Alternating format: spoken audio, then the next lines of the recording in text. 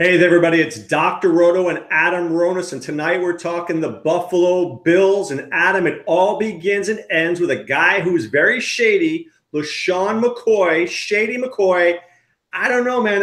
There's the up arrow and the down arrow, and I've got to think this year I've got a down arrow for Shady McCoy. Yeah, and I understand that. Like, I want to be optimistic about him because you know the offense is going to run through him and he's going to get a lot of touches. But there's a lot of concerning issues here, which I know we're going to get into. The offensive line lost a lot. It wasn't very good last year to begin with. He only averaged 4 yards per carry. Now, he has stayed healthy. He's only missed 5 games over the last 5 years, but he is going to be 30 when the season begins. And we know running backs, it's not a steady decline. It is steep. It's like 1 year you're great and the next you're gone. Now, he is falling in drafts to the late second round, but I was already in a position to take him, and I couldn't click the draft button. You know, you mentioned the offensive line. Eric Wood retires. Richie Incognito is just Baker acted in Florida, which means he's put into a mental institution. Cordy Glenn is now at the Bengals. So you've got a redone offensive line. And then, Adam, you know, Tyrod Taylor, you may not have liked him, and I don't really like him, but a mobile passing quarterback opens running lanes. And you don't have that anymore. McCarron, Josh Allen, Nathan Peterman, these are all pocket passers. So I don't know where the running holes are to come from for McCoy.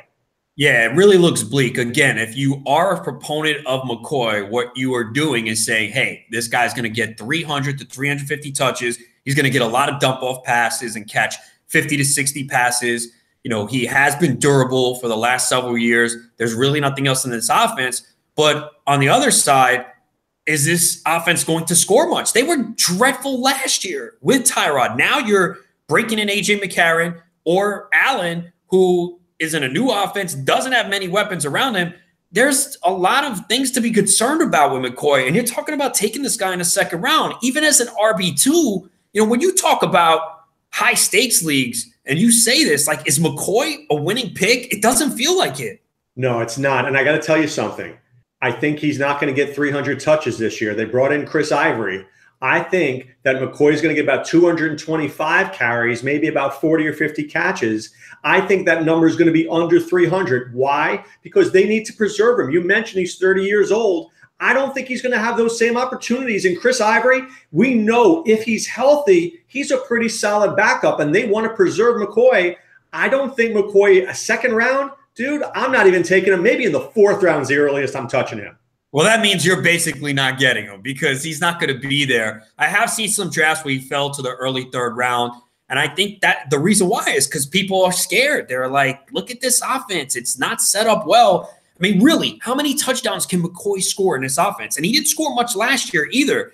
And it is worse this year. So there is downside with him. When you add everything all up, people are going to try and talk to themselves into McCoy based on touches and based on the only piece of the offense. But I think there's a lot of question marks. Like, I'm trying to be optimistic with him, and I can't. I couldn't hit the draft button. I just couldn't do it. Look, I'm optimistic about the Buffalo Bills defense. I think Sean McDermott did a great job there, and I've been very impressed. And now they added Edmonds from Virginia Tech. This guy is a superstar in the making.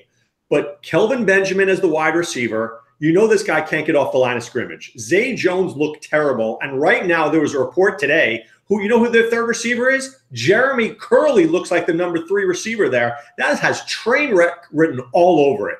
Yeah, there's not a lot of weapons. The one thing I will say about Kelvin Benjamin, you know, he was a guy in the past to me that was overdrafted. His ADP, I was looking in our Fantasy Football World Championships ADP, it's like 113. So he's cheap. You can get him as a wide receiver 4. Now, would he be a target for me? No. But if I'm sitting there and there's no other receivers with upside, I would think about him because he came over to the Bills in the middle of the year. He got banged up. He's going to get the targets. We know he can be a red zone threat. So he's not someone that you really want. But if he really falls far and you're already set and you can get him maybe a wide receiver 5, I think there's some opportunity there based on the draft cost. He's not expensive at all. And you know he's going to soak up most of the targets.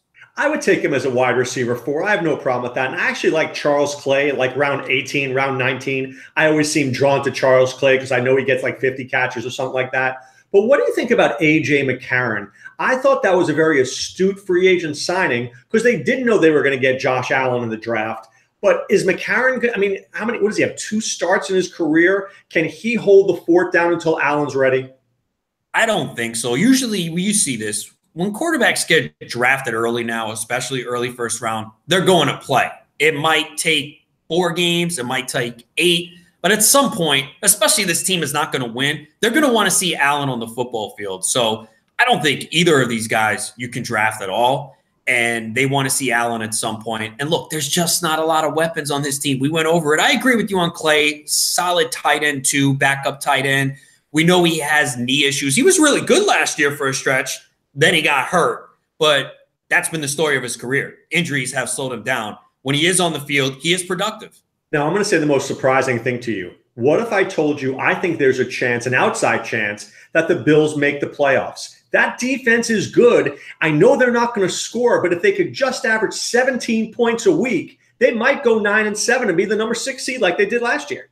Yeah, I think that is a little surprising that you said that. And look, last year, I don't know how they did it either because the AFC was really bad. Now, there are some bad teams. That division outside of New England, a lot of questionable teams. But don't you think some of the other teams in the AFC got better, though? You know, especially if Andrew Luck's healthy, the Colts will be improved. You got the Texans, the Titans. The Titans, right. You know the Titans are going to get a spot. You know Jacksonville's getting a spot. You know New England's getting a spot. You know the Chiefs probably are getting a spot. So then you've got the Broncos, the Chargers, the Chargers, a bunch of teams. I mean, look, if the Chargers can just stop beating themselves in those excruciating losses that happen year after year, because that's a good team. They bolstered the defense through the draft. Always like their offense. I know Hunter Henry's a huge loss for them, but I think it would be surprising. I know Buffalo surprised us last year. It was terrible. I mean, the last 2 AFC playoff teams last year, I mean, that was just as dreadful as you'll ever see. Well, speaking of the Los Angeles Chargers, if you go to scoutfantasysports.com, Sean Childs just did a team outlook, not only on the Buffalo Bills, which is out fantastic, he just did one on the Chargers. So please go check out scoutfantasysports.com, and those team outlooks are gold, Ronis. They are. They're very in-depth, and he made a pretty bold prediction about one of the Chargers players. So I think you want to go there, read it, find out what it is. I mean, we turned out so much football content today. You did an article on LaShawn McCoy. Ian Ritchie wrote about a running back he thinks could be top 10. So we're just churning out so much content right now, and there's a lot more to come. Our rankings, the in-depth team profiles from Sean Childs. I mean, he's got like half of them done, and those take a long time. So this is the time to get ready to dominate your draft, and that's what we're here. We're proven winners, and we're here to help you dominate in the upcoming 2018 season. Absolutely. And if you want to play in the best contest, then you could do one almost every day. Go to playffwc.com. You could do it online. You could do it live in Las Vegas. We'll be happy to see you. I'm Dr. Roto. He's Adam Ronis. We're from scoutfantasysports.com, and we'll talk to you soon.